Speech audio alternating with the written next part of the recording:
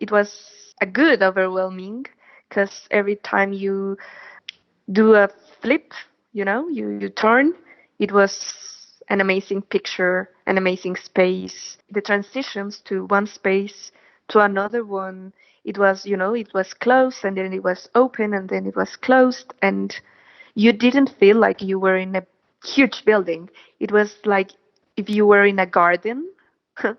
I really like that. Welcome to the Archgyan Podcast, India's very own architecture podcast.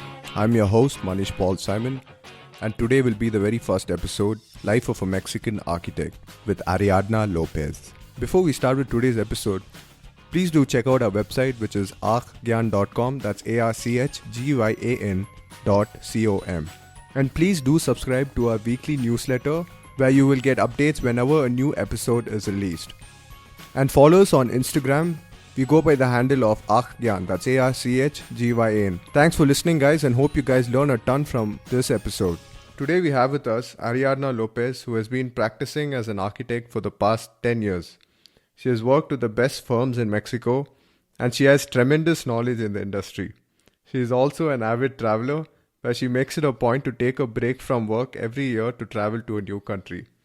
And she's visited India for the first time last month, where she came and stayed over at our place, since I'm an Airbnb host, and we had great conversations over architecture in India and Mexico. She has a lot of interesting stories to tell us about vernacular architecture, the similarities between Indian and Mexican culture, and travel. So it's great to have you here in the Archgyan podcast, Ariadna. Please do give us an introduction of yourself. Okay.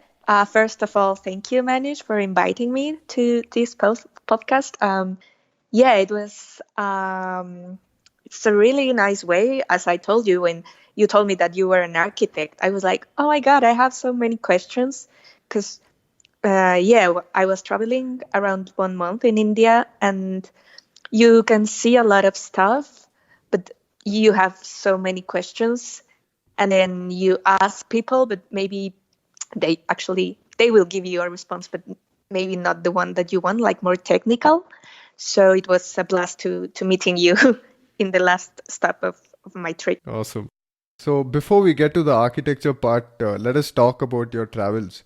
So how was your experience traveling across India? Can you tell us more about that? Yeah, I would say, like, in one word, it was pretty intense in every sense of the word, because when you travel, you have to open your five sense. You have to absorb new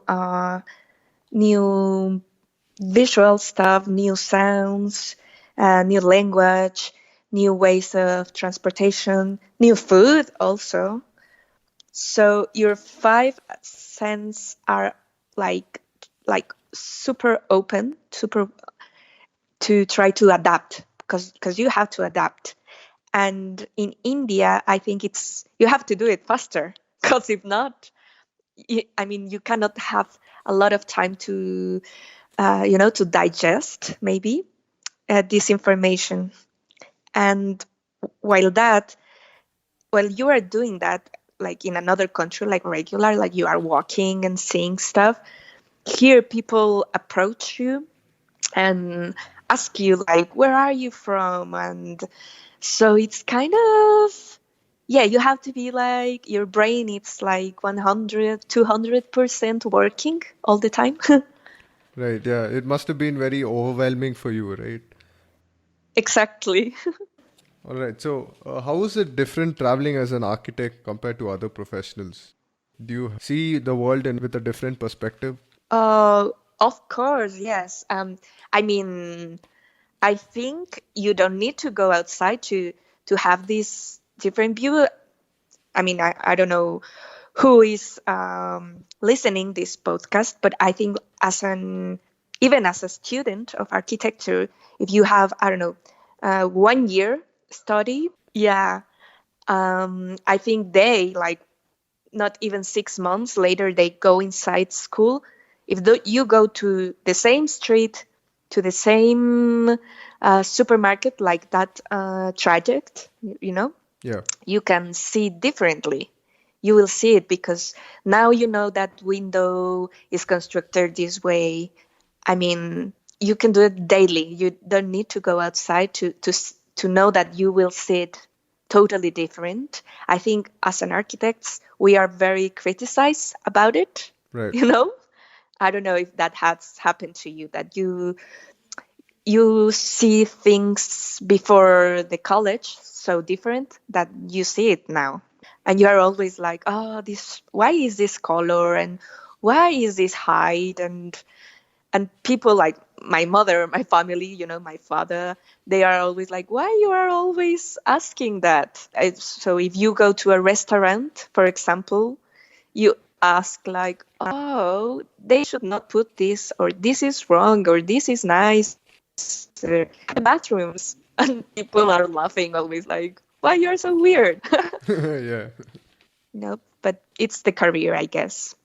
And I think you told me that you like BV Doshi's buildings and Charles Correa's. I thought that Balkrishna Doshi has a lot of vernacular architecture in his.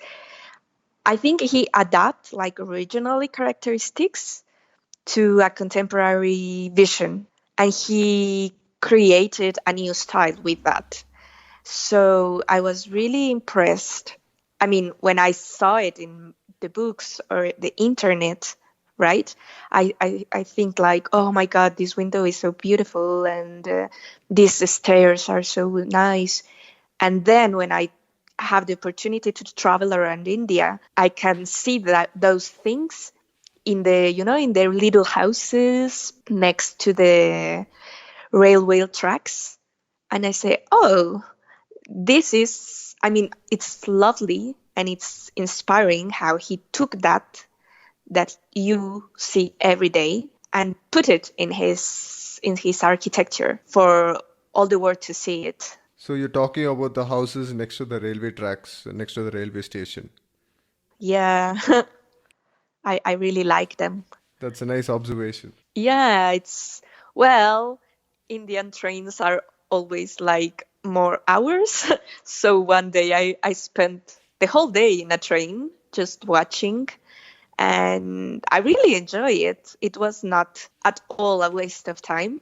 It was not. I took a lot of videos. I took a lot of photos, because you can see how people construct their own houses, and you can see that. So we'll continue. You were talking about Indian architecture and your observations while traveling the train and all that. Yeah, for example, I also Doshi. I really, really loved the Indian Institute of Management in Bangalore. Indian Institute of Management, yeah. It was, wow, it was a good overwhelming, because every time you do a flip, you turn, it was an amazing picture, an amazing space. Yeah, the transitions to one space to another one, it was, it was closed, and then it was open, and then it was closed, and you didn't feel like you were in a huge building. It was like if you were in a garden. I really like that. What did you notice the most as an architect traveling across India, apart from the buildings? Well, India, it's a huge country, It's kind of the same scale of Mexico. We know that for going to one point of the city to another one, it will take you maybe an hour or more. So we are really accustomed to that kind of scale. While in Europe, if you go 2 hours in a train, you can cross the whole country, right? Yeah, but in India, it's very different. It'll take you 2 hours to cross from one side of the city to the other. Yeah. Because of the and traffic. The traffic too. Yeah. We have all the similar issue, and so everyone here asked me, "Oh, you were just in India. You didn't do more countries." And I just think, and I was like, "Yeah, I was just in India, but every city was so different from each other, and it's inside the same. I mean." First, to get there, the distance was like 3-4 hours, maybe the least. Then the people was totally different from one city. The food also the dishes were completely, you have diverse food. Yeah. And even the weather. The weather in one place was raining, in the other one was sunny, in the other one, I mean, it's a complete huge different. And what you said, it was really interesting because architecture and urban planning, it's not the buildings, what they say, it's the people, it's how they behave, it's all of this cultural stuff. So, for example, Chandigarh, I was like, where are all Indians gone? I mean, I could not see, like in 10 minutes rickshaw trip, because it was raining also, so I could not see even one person, and it felt like it was not India. But of course, Mumbai also, it's completely different from Aurangabad, for example, right? So I really enjoy it to see how the city, how the people was totally, it's this diversity, Even in the same city, every day was totally different. Yeah. It was really fun. And India, it's really It's very diverse nation. yeah. Okay, so let's talk more about you. Why did you choose architecture as a profession? Did you always want to become an architect? Yeah, I think since little girl I was, doing the houses for my dolls. I could spend like 4 hours playing, like grabbing my mother's and my family stuff to imagine that, oh, this is her room and this is the stairs with blocks. And when I finish and I have to start playing with them, I was like 5 minutes playing and then was like, I am bored. So I have to put everything back. Yeah, that was. And then when I was when I was like 17 and I didn't know what to study. I liked to draw and I liked colors, and my parents were like, maybe you want to be a graphic designer. And I was like, yeah, but no, like I always knew that architecture or something like creative will be what I would like to study. Yeah. Okay, that's cool. That's a nice story. Yeah. So you joined architectural studies in UNAM. Yeah, it's architecture faculty in UNAM, that it's the national university. It's a public one. It's a 5 years course. So how was your architectural studies in UNAM? How was the experience studying architecture? Okay. In this kind of university, you start the course with 80 people, maybe 80 persons. And through the 5 years, they only will graduate 10 persons of that course. Oh, wow.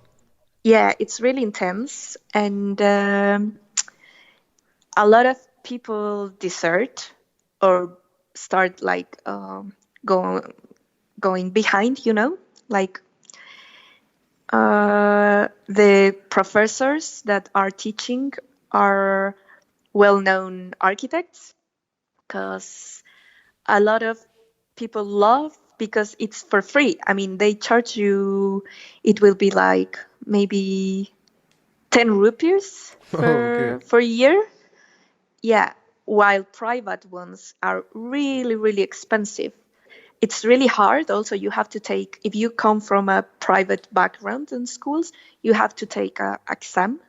And like maybe 10% of the population that has this exam will be accepted. Oh, wow. Yeah. It's hard to go in. And I didn't mention, but I also did an exchange in Argentina. I lived in Buenos Aires in the middle of it. Yeah. And I also did a workshop in Colombia. Oh, nice. That was during your 5-year course in UNAM. Yeah. And I think that's the reason why I started like to travel, because I can notice there that it was completely different point of view. I mean, Right. in UNAM, I was like, oh, like a good student. And then when I go to Buenos Aires, I was a really bad student because the professor asked completely different stuff. You know, it's a completely way to see architecture. And at the beginning, I was really frustrated But because I that was like, language is the same, right? It's in Spanish. yeah, yeah, yeah. It's also Spanish, but they work in a different way. For example, in here in Mexico, you can see that it's the shape, the volume, the models. Right. And in Argentina was more like theoretical, like the discourse, of why you are doing this. Yeah, this shape is nice, but why you are doing it, and also the materials. So as a student, the beginning was like asking me why I'm doing wrong. But then when you start thinking, it's like a different point of view. So I think, yeah, like traveling it's lovely because of that, because you meet another point of view.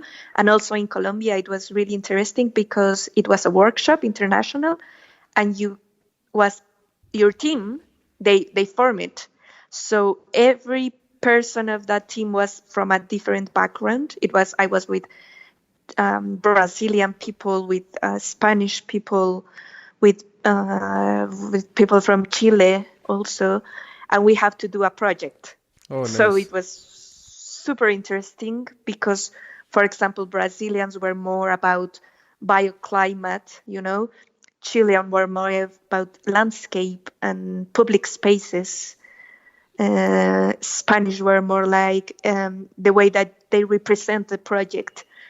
So it was a And you were really more nice about experience. scale and space and all that. Yeah, shape. Yeah. Shapes, yeah.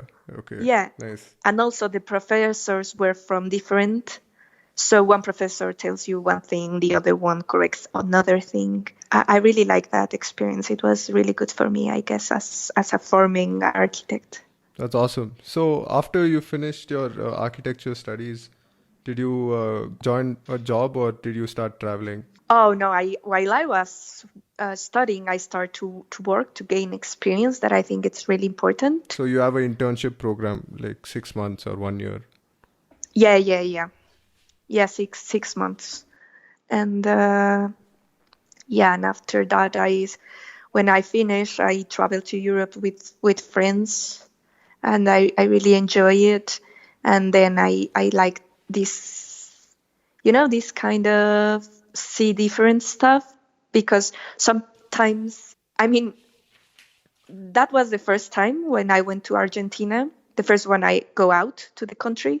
Yeah, and it was really, I didn't even know that the food was different. And you have this tiny point of view of the world. And when you go out, you realize there are so much different stuff and different ways to do, to act, to I don't know. You become more open as a person and you expand your horizons. Exactly. Yeah, and you become also more tolerant, right? Yeah. Yeah. I'm sure after your Indian trip, you must be very tolerant. Yeah. All right. I think I am. All right. So you worked for one of Mexico's best firms called Studio MMX. Yeah. What is it like working for them? Like, was it very stressful or how was the experience? Yeah, I mean, not only for them, I think. Stress will be in every contest or in every delivery that you have to do. I don't know how it's in India, this school, but in UNAM, for example, since students, they teach us to not to sleep because you have a delivery, or to not to eat sometimes. You don't have the time to do it. Yeah, ours is almost the And same. yeah, when I was in SEPT in Ahmedabad, Right. I was in the architecture building, and I saw this guy that was like sleeping over the tables, and I was like, oh, it's the same in Mexico, Yeah, it's you pretty know? normal, yeah, in Yeah, architecture and colleges. with a big pot of coffee next. Yeah, so I think right now, 10 years after, I don't know if that's good, because all your life they teach you that it must be like that. And now I think maybe the quality of life, it's not as good as other persons, like economics, like mercadology, for example, that they have like they work from 9 to 6 and that's it, and then you can do whatever you want. And in architects, you go 9 and you have no idea where it's going to stop. Like maybe 6, but maybe 8, or maybe the other day, right? So you cannot have the time to go to the cinema, to go to you with your family, to go with your boyfriend. So it's difficult. And what kind of projects you handle so far, like working for Studio MMX or the other firms you worked for? Okay. We do a lot of contests. They are like the little firms that do urban complex. So a lot of contests of urban planning. Also houses and little galleries. And I was coordinating this huge complex building of apartments in Santa Fe, actually. That is the center of Mexico. No, Santa Fe, it's like at the east of the city. It's a new neighborhood. Okay, like that a was development. Yeah, exactly. Was created for big enterprises and big skyscrapers. And it's kind of not like for pedestrians to go in there. You need a car. Oh, to it's a car-only come. zone. Yeah, I don't like it. I prefer the neighborhood kind of lifestyle, like antiques. Yeah. So you said that you would be starting your own practice and that you like interiors a lot. So when did you decide to start on your own, and why? Okay, it was like a really different situation. Why? Because when you see I realized that because when you finish a house and it's empty, and you go and you take photographs and you imagine how it will be, then you have this idea as an architect. Right. And then you come back 1 year later and you see that the client, he decorated and the kids are living there and they put stamps on the wall, and it's completely different as you imagine. So I was starting to think that the same room with, I don't know, with 4 walls, it's completely different. If you design it, you put another curtain, you paint it of another color, you put a table different, so it changes. The same, even if it was made by an architect or it was made by yourself. And I mean, it's like a dress, or I just see it like that. Like, Yeah, go ahead. it's the same skin, but you can wear it differently. I also saw that in after the earthquake here. I was checking my building, and the apartments are the same. It was 15 apartments, and I entered to everyone, and everyone was completely different. I mean, the beds, it was so different space, and I was in love with that because it was the same skeleton, Right. but you when you go enter, you cannot read it as that because of the objects, the lamps, the frames in the walls, the everything completely. So I think it's sometimes you don't put that effort to think of how it will be, but it's really, really important. Even the light, Yeah. right?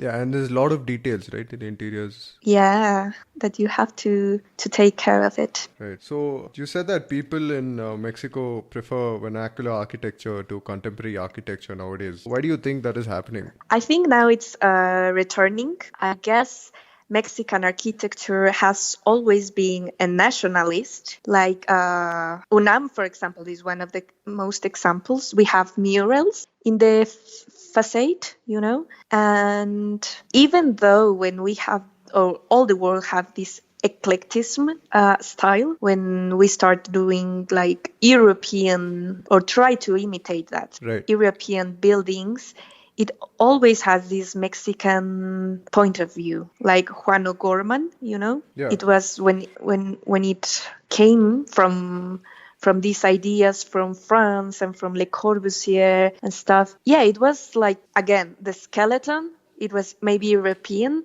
but the colors, like blue and pink and yellow, it was so Mexican. Yeah, you guys use a lot of saturated colors, right? Yeah, like you like the pastels. Yeah. And I think it was like such a beautiful mix. And now I think we have this review like, oh, Mexico, colorful and stuff, that maybe now it's not color at all. We use bricks, the new architecture, it's using bricks and it's using blocks, but they are not painting it. They are putting the material, the finish, like is it. They are not painting it. They are not, like it's not a disguise. It's what it is. It's like Louis Kahn, like with the brick, it's orange and it will be orange and you won't paint it. Okay. Because So it's the the brick wants to be material the brick. and concrete, and Exactly. it's not much of paint. No. It's like the real one. It's not an ethnography like a theater. Right. So do you see any similarities between Indian and Mexican architecture? Like how Indian and Mexican food is almost the same. Yeah, maybe in the little houses, I will say so, because they are colorful too. Yeah, okay. And also this huge, for example, contemporary architecture, like it was the theater in Ahmedabad of Doshi, or the Institute of Indology. Indology, okay. Yeah, and in here we have those big buildings too, concrete, and we want to, maybe that's like a new, like a style that of 2000s, I think. But now we are going back to, straw ceilings, and I saw it a lot when I was traveling from, I think, Hampi or maybe Badami, that Right. kind of architecture, like soil, when they put soil and straws and wreath ceilings. So more earth architecture. Yeah, exactly. And now in here, the new firms of young architects are taking that also from like little villages, and then they are like interpreting it or reinterpreting it and put it into contemporary architecture. I think it's a really nice gesture instead of this high-tech style that I really, really hate, with the big structures, even you don't need it, like steel skeletons. Yeah, Glass facades. exactly. Like blue ones, and oh, no. How is Mexico using technology to get better in how they practice architecture? Like you guys still use AutoCAD, SketchUp, or you guys use Revit? That's hard because every firm, it's totally different. I mean, I've been in firms that they don't do even one model in paper Right. model. And for example, Studio MMX, it's always doing models. That's the first step, right? To see the space, to work with hands, to do 20 options before choosing 5, and then develop those 5, and then choose 3 and show it to the client. So you have a 3D printer. Yeah. They will. No. With hands. Oh yeah, okay. We have. Yeah. Yeah, it's a lot of time. But if you do it like 3D printed, you have to do it first in the computer. So here it's more like first, like old school, drawing, cutting, and they have another firms that they will use Revit since day one to see the space. or other ones to AutoCAD. So every firm, it's completely different story. So, who's your favorite Mexican architect? Like, who do you think inspired you the most? I would say I really love Mario Pani. He was also one of the pupils of Le Corbusier in France. And then he studied there, and then he come back to Mexico in the 40s and 60s. And it was this really nice age of architecture here, because they started doing planning cities and planning living buildings complex for people, but with mix of Mexico. I think it was the last age when politics and was interested in developing cities. Like really now it's more like money interest, do a building with a lot of apartments, even they are tiny, in order to gain more money. And back days they do infrastructure. Oh, let's create a subway stations and transportation, and they were like really, really thoughtful. Yeah, to give quality to the people and to function. And now it's completely a different story. Okay, so why do you think that has happened? Because of corruption and Yeah, it's corruption. It's also that we don't have any more space. I mean, before the solars were really huge, and now it's when you find a solar empty, it costs a lot of money because it's inside the city. If you want the same price, you won't get it. Like you have to travel 2 hours from your work to have a nice space. If not, you will have an apartment of maybe 40 meters square. So, what is your goal as an architect to bringing change to the world? I think that's really ambitious to think that you, as an architect, can change the world. I think it may sound a little bit corny, but I think you can do it not only as an architect, as a person, I think architecture is really elitist, only rich people can pay an architect. Right. So I think I would love that firms has these, like social programs with institutions, or even with the students, that I think institutions of architecture is what we need in order to create programs for social houses and help those people who has not help those people because they don't have money and they are like the population most big. So if they do their houses by themselves, they are creating cities. That's the real city. It's not one house that make this famous architect. It's like 3,000 houses that are made by people.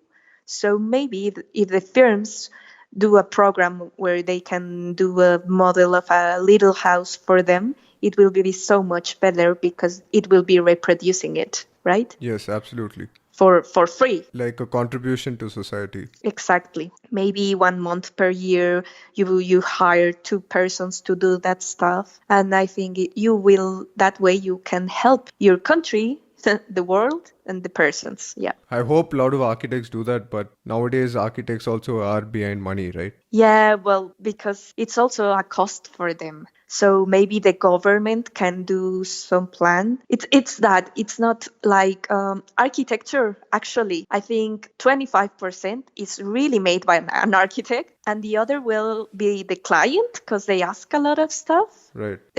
I mean, it will happen to you, of course. You do a project and it's so different the beginning from the end because the client won't change. Also the architecture like norms Yeah, they input some kind of stuff that you have to change it, and also the oh, I don't know how to say it in English. The contract. Inmobiliarias, yeah, the contracts. They want to gain money. They don't care if it's the people that live in there will be with a big salon or with a big kitchen. They don't care that. They care about. They don't want to spend more money than this and to gain a lot. Yeah, I think even we have the same mindset. Clients generally they want to get maximum done in a less amount of money, right? Yeah. So that's the new architecture actually. Now it's not the one that it's made by the design of an architect. Right. That's a fascinating idea. Thank you. All right. Coming to a close, what tips would you give to architects who would like to travel to other countries? Well, first, you have to choose a really different country from yours and to be tolerant and to make a lot of questions to the people. Why is this? Why is this? Because that will help you also for architecture. I mean, it's a huge world, you know, like it's awesome to travel and it will help you a lot as a person, as a person, as to understand also, because sometimes you don't even know how you are or how you will react. And to travel shows you the world, yes, but also shows you inside of you how can you, because when you travel you don't have anything like planning.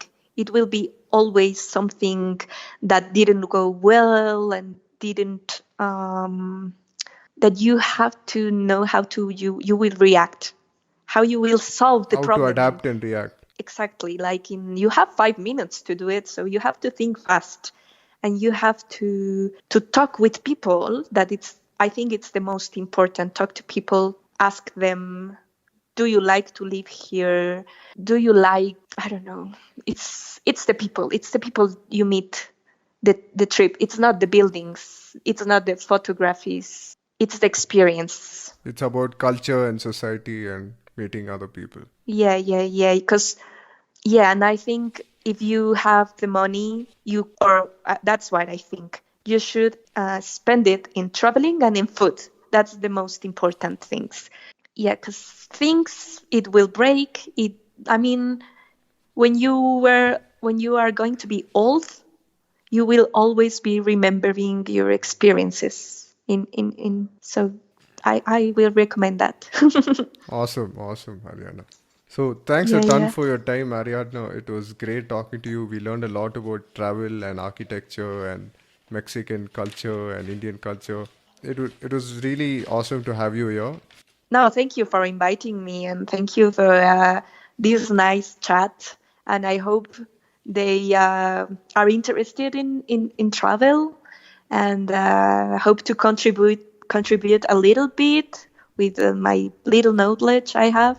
And it's just like as a person, and also if they have any questions about Mexico and or whatever to travel tips, I will really happy that they asked me. All right, thanks guys for tuning in to our very first episode of the Archgyan Podcast. I hope you liked our conversation with Ariadna. I learned a lot and I'm sure you guys did. You guys will get all the details in the show notes, which will be available on our website archgyan.com. Also, please subscribe to us on all podcast platforms such as iTunes, Stitcher, and also check out Castbox for Android, which is a brilliant app for listening to podcasts. Please do search for Archgyan and you will find us on whichever platform you guys listen to. This is the start of a very long journey which I hope will be fruitful and give you guys maximum value so you guys can become the best architects. Until next time, signing off, Manish.